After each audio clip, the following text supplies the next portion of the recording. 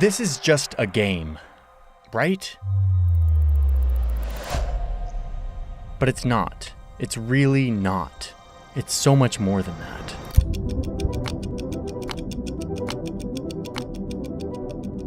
I want to show you a story that feels unique to our time in history. It's a story of how the organization that controls the sport that humans love most was hijacked by a tiny country that controls the resource that humans need most. Qatar, wealth from oil and natural gas, resulting in this. A World Cup held in the desert, in a country built off fossil fuels and foreign labor, with a citizen population the size of Honolulu, Hawaii.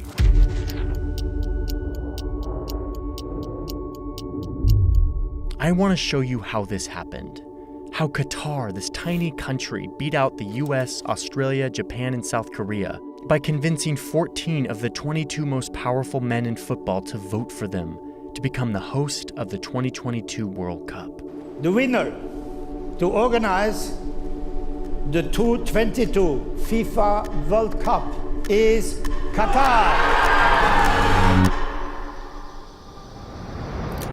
Okay, this is a big story and I'm excited to dive in, but before we do, I need to thank today's sponsor, one of the most unique I've ever been a part of. Thank you, Established Titles, for sponsoring today's video. So this is custom in Scotland, that if you own land in Scotland, you are officially considered a lord or lady or laird. And this company, Established Titles, allows you to purchase a bit of land and become a lord, which is something I've been shy to tell you I recently became. I may change my YouTube channel to Lord Johnny Harris, and I expect anyone in the comments to address me as Lord. Thank you. No, but seriously, Established Titles allows you to buy a plot of land in Scotland. You buy this, you get a plaque that says you're a lord. You can literally put this as your prefix on your credit card or your plane tickets. With every order, Established Titles plants a tree. They work with global charities to focus on deforestation. Like, that's what's really going on here. Yes, this is a fun, novel, interesting way to say that you're a lord or to give a gift. In fact, I may gift this to my brother-in-law for Christmas. And for the first 200 people who purchase a plot of land using the link in my description, you will be next to my plot. Like, we will all have land together in Scotland. Right now, Established Titles is running a massive Black Friday sale. You get an additional 10% off. So go to the link in my description. It's establishedtitles.com/JohnnyHarris. Clicking that link helps support this channel. Use the code JohnnyHarris and you'll get an additional 10% off. It's time to dive back in to this very deep but very important story. Here we go.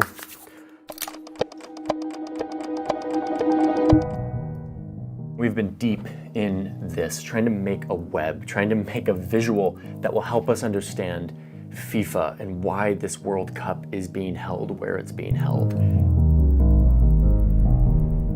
I want to show it to you, and I've been really wrestling with how to boil this down, and I think there's just 3 major things that we need to understand if we want to understand how Qatar bought the World Cup.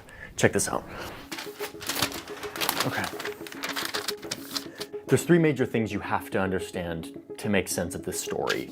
They are FIFA, you have to understand the World Cup, and you have to understand Qatar.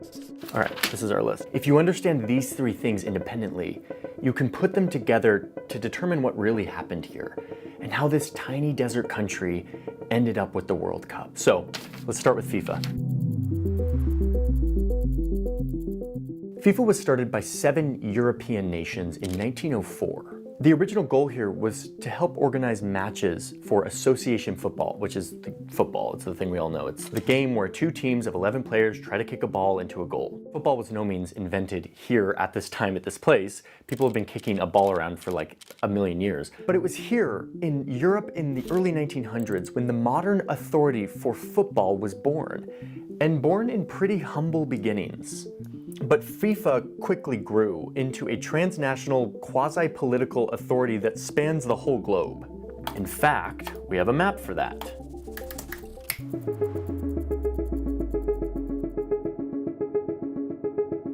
So this is FIFA today. It is massive. It represents 211 countries or associations that all belong to this one giant sporting organization. It's the most powerful, easily the most powerful sporting organization in the world. And it's got these 6 major regions or confederations. And it was the leaders from these regional confederations who in 2010 sat on FIFA's executive committee. based here in Zurich, in this bunker-like headquarters. I was actually there just a few weeks ago, actually. I'm in Zurich. This is where the FIFA headquarters, the FIFA museum are. This is where the votes happened.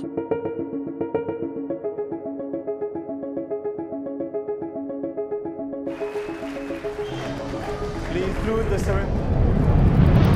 Okay, let's get back to this. Here we go. The 24 most powerful men in football, the ones who would go on to decide who would be the host of the 2022 World Cup. Here they are. They're just hanging out on our diagram, sorted by their confederations. Sepp Blatter, the president, right here at the top. Swiss guy. I'm gonna cross it off. I'm gonna cross it off the list. FIFA, we didn't go over all of it. There's obviously way more to FIFA than what I just talked about. The corruption, the scandals, all of it. But for the purposes of this video, which is trying to answer the question, how did Qatar end up with the World Cup? What we need to know is what we just talked about. The executive committee, the 24 most powerful men in football. I'm gonna cross it off the list. Next on our list, the World Cup. So eventually FIFA got big enough to where they could put on a big international tournament and people would actually come. They held it in Uruguay in 1930. 13 teams participated and they called it the World Cup. It quickly became the most prestigious tournament in football and eventually would become the most viewed sports event on the planet.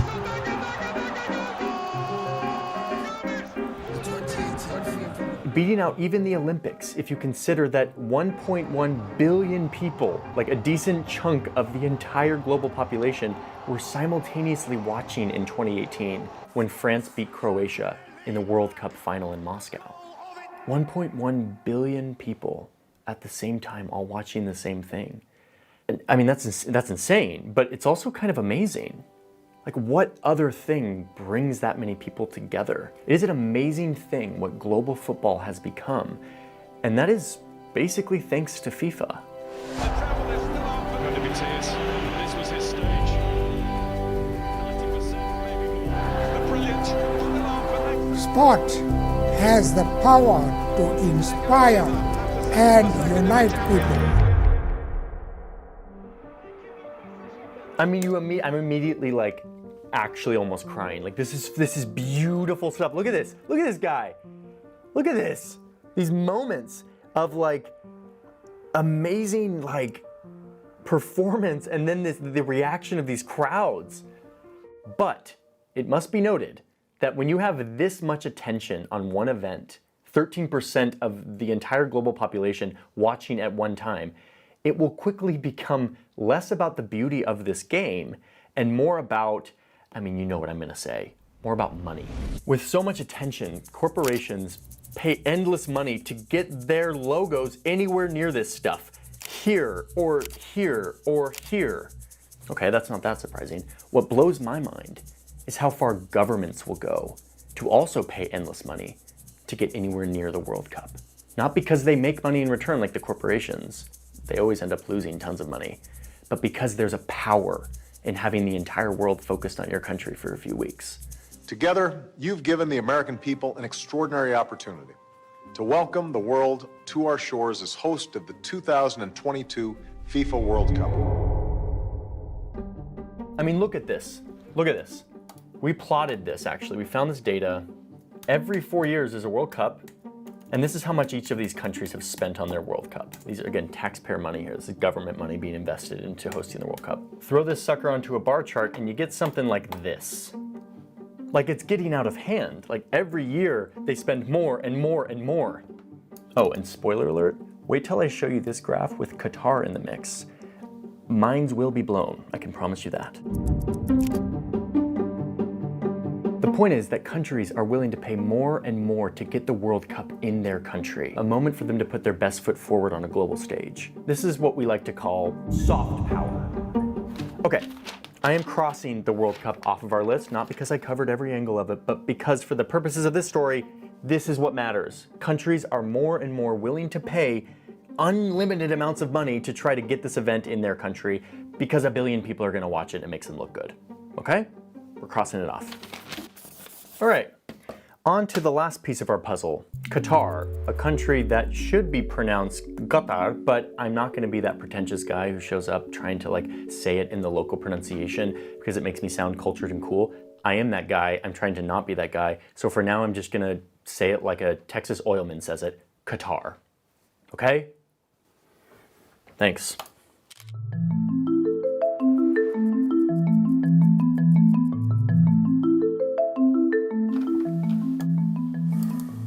I'm gonna be really quick on this history of Qatar. Like, we're not going into the full thing, okay? This is a very juicy history that I could easily do a whole video about.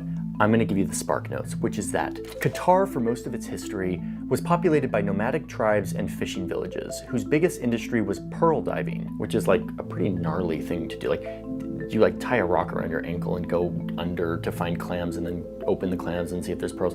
It was like hard work. The British eventually swooped in because the Industrial Revolution was happening and they smelled oil over here. Qatar becomes a British protectorate until 1971 when they became an independent country, an Islamic constitutional monarchy run by one family dynasty. So by the 70s, the British were gone, but crucially, the oil was not. And because of said oil, Qatar quickly transitioned from a poor tribal society to a globally connected energy hub with unlimited money. This accelerated in the 70s when Qatar won the fossil fuel lottery and discovered that they just happened to be sitting on the largest known natural gas field on the planet. This guy. They share a bit of it with the territorial waters of Iran, but most of it's theirs. Oh, and by the way, all this fossil fuel and the revenue coming from it belongs to this teeny country, which this is a very teeny country. Like, we're talking about a country that fits inside of the sole of the boot of Italy. Look at this. I mean, it doesn't totally fit, it's like, but it's tiny. And we're talking about a few 100,000 Qataris here. This isn't a big population, and yet they're all getting in on this unbelievable amount of wealth. Like, we can't fathom how rich this teeny little thumb-shaped country is. They could not spend their money fast enough. They didn't have enough labor to build all the stuff that they had money for, so they started to import labor from other countries. 95% of the people who live and work here are not Qataris. They're expats from other places, 95%. Meanwhile, the teeny population that are actually Qatari citizens live very good lives. They're some of the richest people on the planet. Most of them work very cushy government jobs that pay really well. They live in a welfare state where their needs are met because there is just unlimited money for everyone in this country. Okay, that's Qatar.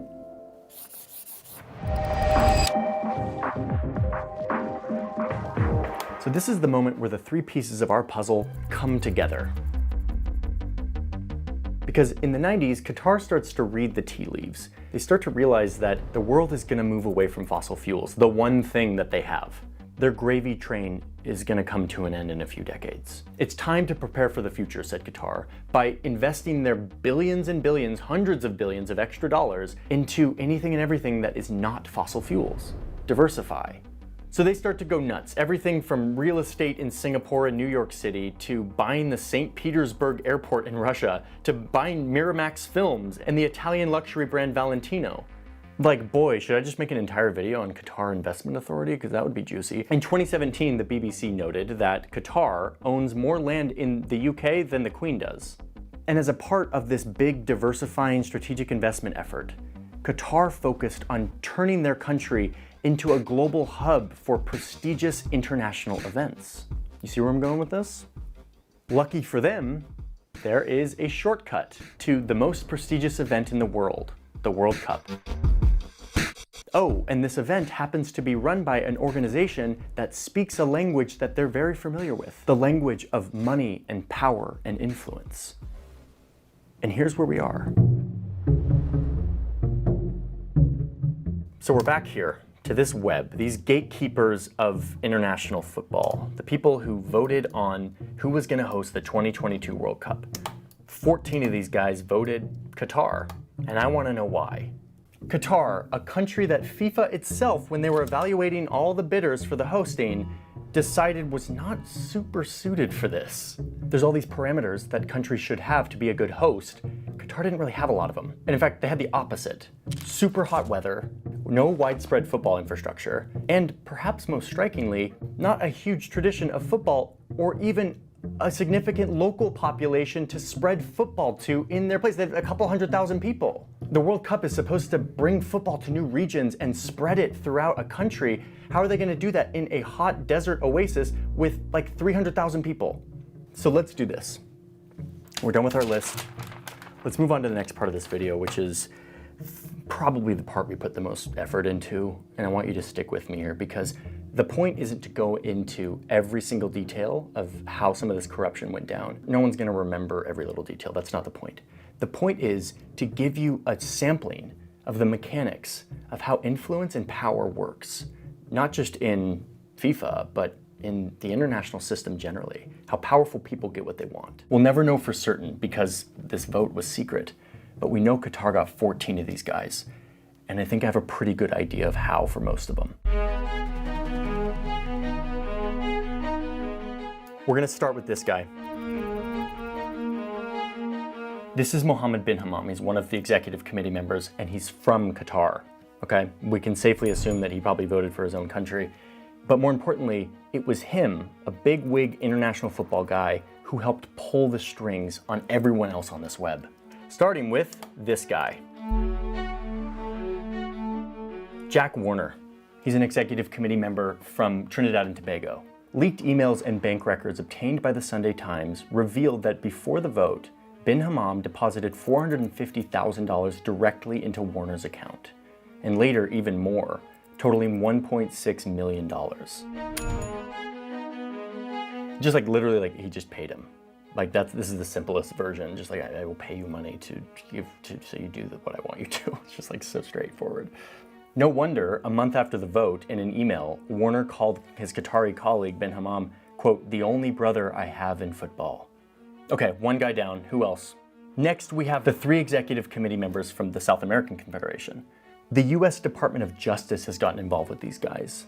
They recently released an unsealed indictment against all 3 of them, alleging that these 3 were, quote, offered and received bribes in exchange for their votes. I mean, it's pretty unsatisfying. We don't have the evidence that the DOJ is using for this case, but they're building a case. Oh, and by the way, 2 of these guys just died in like the past couple of years.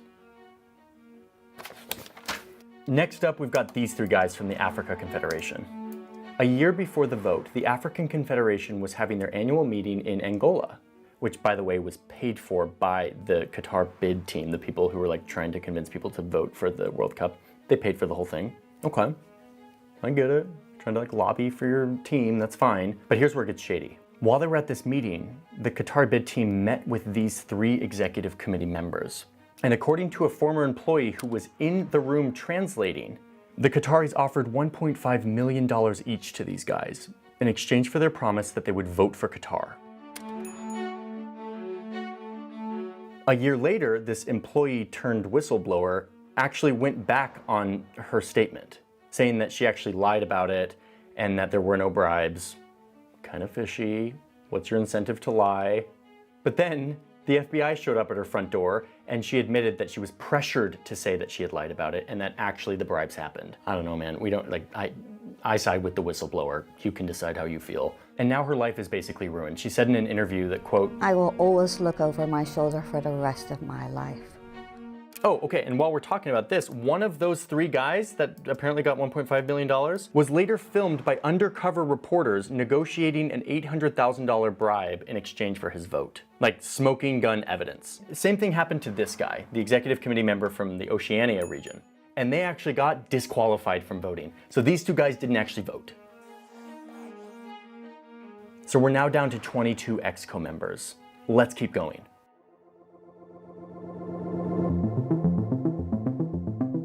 Okay, so we've gone over the instances where there was direct money given in exchange for the promise to vote.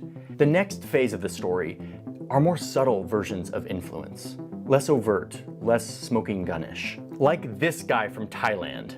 He's the executive committee member from Thailand. 4 months before the vote, Thailand and Qatar were renegotiating an energy deal. Thailand was trying to get a better price for their natural gas, something Qatar has a lot of. But for some reason, this guy, a FIFA executive committee voting member, was at the meeting. Wait, what? Why is this football guy in the room while there's these big gas negotiations going on? Yes, I'm being coy. We know where this is going. I mean, you gotta read these leaked emails. They're so juicy. You've got a FIFA guy emailing a Qatar gas guy from Qatar Petroleum. They're talking about the development of their two football associations from their different countries, and then saying that they're gonna liaise with the CEO of the gas company to follow up about a liquid natural gas sale. I mean, it's just so clear what's going on here. Favorable terms of the deal in exchange for, hey dude, make sure to vote for our country. Oh, and who was this meeting between the gas guy and the FIFA guy arranged by? You guessed it, this guy, Mohammed bin Hammam, the executive committee member from Qatar, who's pulling all these strings. Oh, by the way, just a little side note here, going through these leaked emails, I couldn't help but notice that the FIFA guy's email was sour piggy at redacted. Sour piggy? Sour piggy. Sour piggy's doing a lot of corruption lately. Okay. I'm cutting, dude. Oh shit. Okay, and then there's a few just like sort of circumstantial ones that give you a flavor of how this works. Like this guy who sold his family's land to Qatar a year after the vote for 27 million pounds, which was like way over asking price. And this executive committee member whose son was given a job at a private Qatari hospital shortly after the World Cup vote. Both of these guys, of course, like everyone else on this list, denies any connection that this was influence. But now we're at the most significant moment in all of this, the thing that really tipped the scales for the vote. And it has to do with this confederation, the most powerful, the European Confederation. Specifically this guy, Michel Platini, a former French football player turned FIFA guy. He was the president of this confederation, which inevitably meant that he has sway over these other dudes. Just 1 week before the vote, like crunch time, Platini got an invitation that he couldn't refuse, a luncheon with the French president at his palace. Platini later said that before this meeting, he was planning on voting for the US to host the World Cup in 2022. But he goes to this luncheon, and who else is there? No big deal, just these two guys, the most powerful dudes in Qatar. One of them the prime minister of Qatar, and the other the current emir of Qatar, from like the old dynasty family. It's important to remember the context here, like what's happening. This is 2010. The world has just been rattled by a global financial meltdown. And the president of France, Sarkozy, is stressed. And he's in the room with the leaders of Qatar who are not nearly in the same financial trouble. See the section before about unlimited amounts of money thanks to fossil fuels. And it's clear that these Qataris want something that the Frenchmen in the room can deliver them. A vote for their country to host the World Cup, something they really want. According to sources close to this meeting, Sarkozy flat out told Platini to vote for Qatar. Why? Well, we'll never know. But it's clear that he wanted a few things from Qatar. In this same meeting, Sarkozy told the Qataris that he wanted Qatar to buy the French football team Paris Saint-Germain, which happens to be Sarkozy's favorite football team, and at the time was in financial ruin. After this meeting, a few important things happened. Number one, Qatar did end up buying that football team for 60 million pounds, just like Sarkozy wanted. They turned it around, and soon it became a star-studded team with merch that's worn by the world's most popular celebrities. And then we suddenly see an uptick in big trade deals between Qatar and France. Qatar Airways buys 50 giant planes from Airbus, the giant French airplane maker. I mean, if you look at what one of these planes cost in 2010, times it by 50, we're looking at $18 billion, a massive deal. And in the end, Platini in this room, with his president telling him to do what the Qataris want, we need them right now. And it worked. Michel Platini flipped his vote from the USA to Qatar.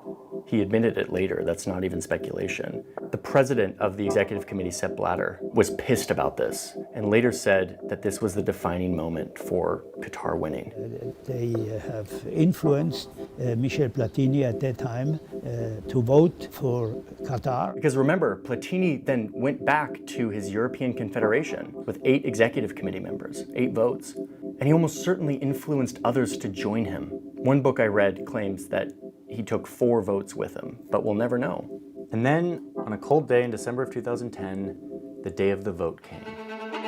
The 2022 FIFA World Cup. So on that fateful day in the winter of 2010 in Zurich, all the guests arrive because it was voting day. From every corner in America. clearly, I think we had an absolutely fantastic bid. Well, we got a great bid, so we just got to go in there and give it everything that we've got. These 22 men cast their votes in multiple rounds until a majority victor emerged. At least 11 of them voted from Qatar since round 1. And finally, 14 votes were delivered to Qatar, a majority and almost double what the USA got.